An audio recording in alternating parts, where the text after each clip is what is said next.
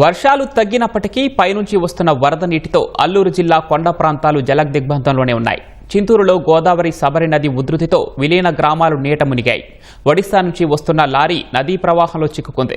ముంచంగిపుట్టు, పెదబయలు మండలాల సరిహద్దు కొండ గ్రామాల్లో గిన్నెలకోట, కోర్జా, ఇనుపతీగలు ప్రాంతాల్లో వరి పొలాల్లో కొట్టుకువచ్చిన ఇసుక మేటలు వేసింది.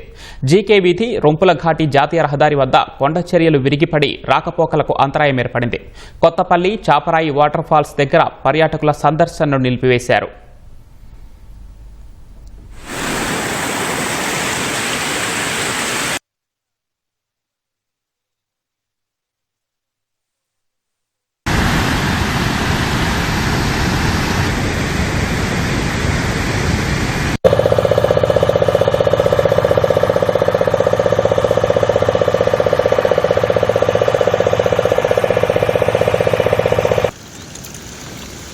Está